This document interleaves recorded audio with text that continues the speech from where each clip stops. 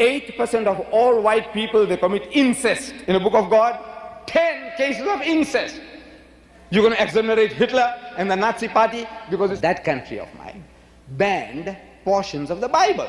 Incest, father with his daughters, son with his mother, father-in-law with his daughter-in-law, brother with his sister.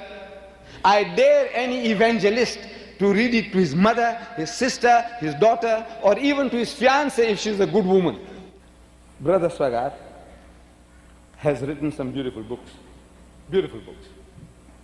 Incest, pornography, homosexuality, alcohol, Sodom and Gomorrah. And I can't imagine myself doing any better. Beautiful writings. Incest. This is the dark stain on our society, American society, the dark stain on American society. It has reached epidemic proportions. Incest. In my country, the whites of South Africa, according to statistics, 8% of all white people, they commit incest. 8%, 1 in every 12 is committing incest. I don't know what's the percentage here, but Brother Swaggart tells us that it has reached epidemic proportions in your mighty country, America.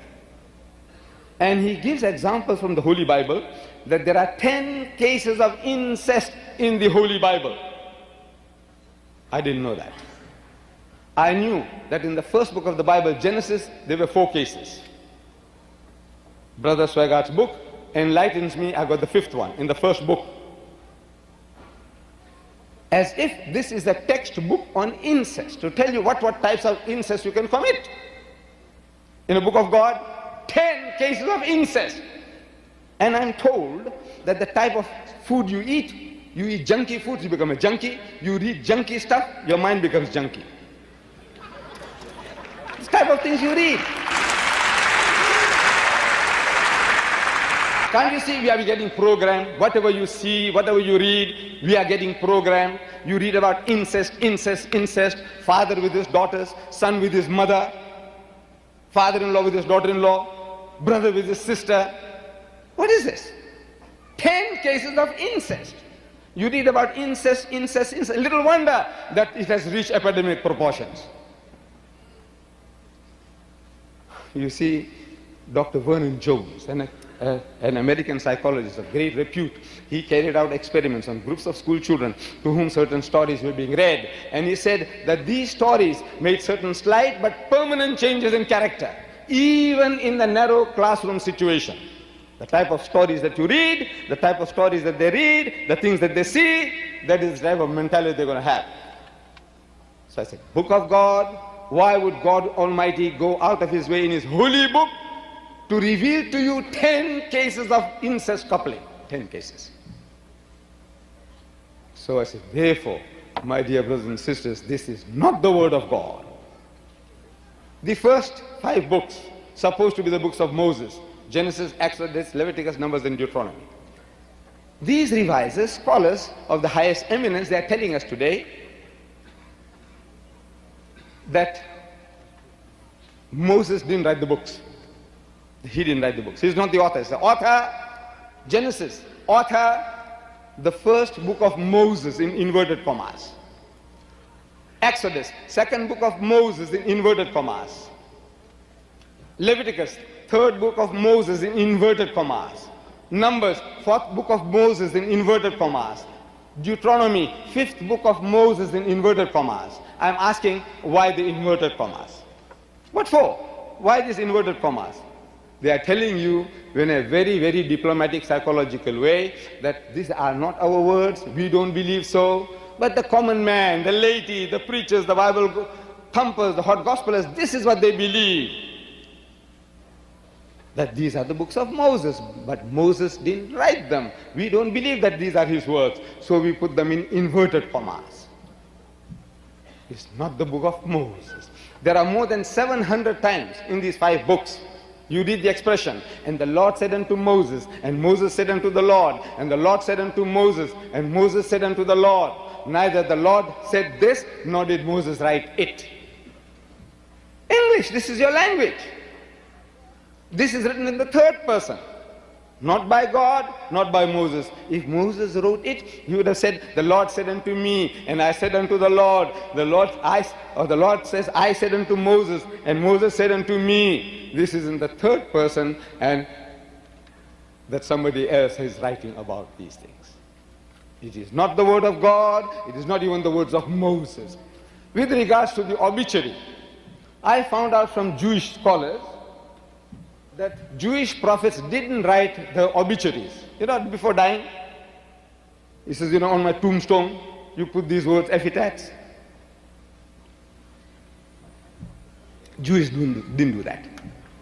In the book of Deuteronomy it says, my brother admits that it could be the works of Joshua, but they're supposed to be the books of Moses. How does Joshua fit in? It says, and there Moses died in the land of Moab. Died in the past tense.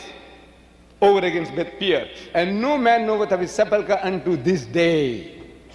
And Moses was 120 years old when he died. Of course, God can do anything. God can do anything. In an explanation about the contradictions in the Bible, whether Satan provoked David or the Lord provoked David, he said, look, we attribute it to God. That though the devil did it, we say God did it. On that basis, would we be prepared to concede that God had those 6 million Jews incinerated because Hitler did it? We say because God intended it, this is what he wanted to do, so God is responsible for the massacre or the incineration of 6 million Jews? Or even 600,000 or even 6,000 is dramatic enough. If Hitler did it, could we say God did it? Are you going to blame God for that? You're going to exonerate Hitler and the Nazi party because they said God did it?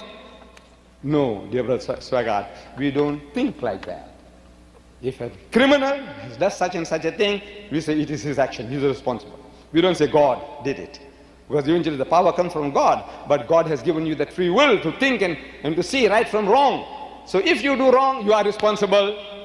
You can't hold God responsible. So either David was provoked by the Satan or by the Lord. And Satan and Lord are not synonymous terms in any religion. They are opposites. Satan and the God Almighty are opposite things.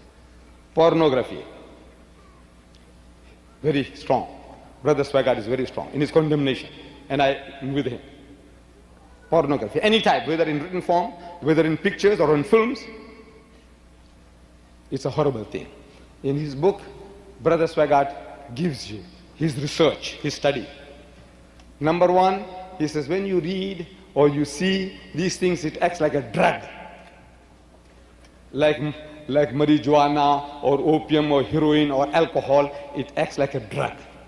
You see these things, it's a chemical actions takes place.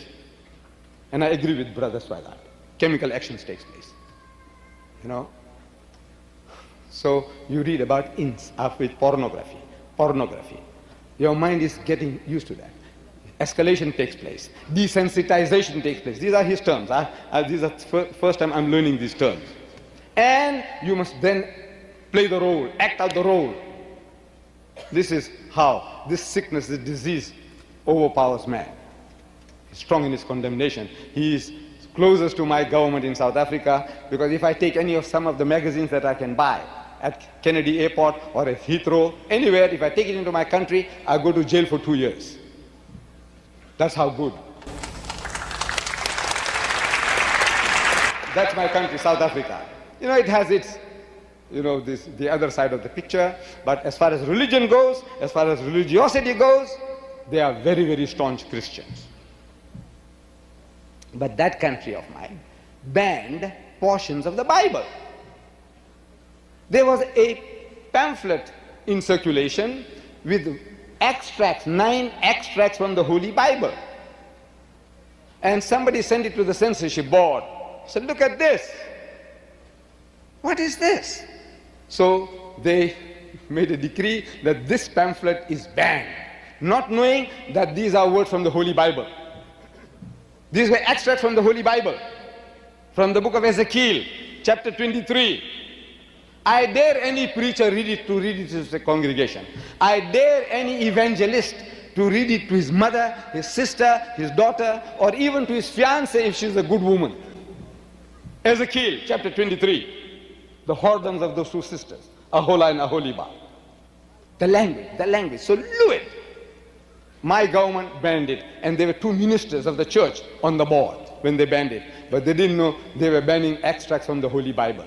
My government is so staunch that they had banned Lady Chatterley's Lover. It's a novel, Lady Chatterley's Lover. It had one offensive word, 4-letter word, one word for which they banned it for 20 years. But now they've grown big, they're mature now, they have allowed it.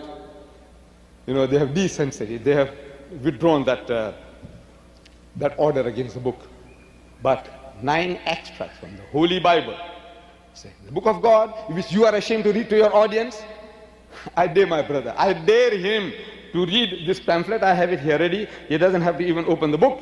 Here, all those wordings in red. I said, look, with your usual charismatic language, with the usual actions, I would love to see Brother Swaggart. I feel ashamed to bribe him. I said, look, Brother Swaggart, if you can read it to the audience, I give you $100. What is $100 to Brother Swaggart? When I'm reading in his book on Roman Catholicism, that he needs $291,000 a day to keep his head above water. I calculated 106 million a year just to keep above water. And in the Evangelist of December 85, he's aspiring, I wish him luck, he's aspiring for $1 million a day. He needs, he says, $1 million a day. It's a good luck to him. But now, if I said I give you 1,000, Brother Swaggart, I'll give you 1,000. You know, I can't tempt him, I know. But in his usual spirited way, I hope and I pray that he has the courage, the guts, which all the priests in my experience have not had. Read it to your audience. Ezekiel chapter 23. If you can't, and I can tell you that it is not the word of God. The Bible is not the word of God.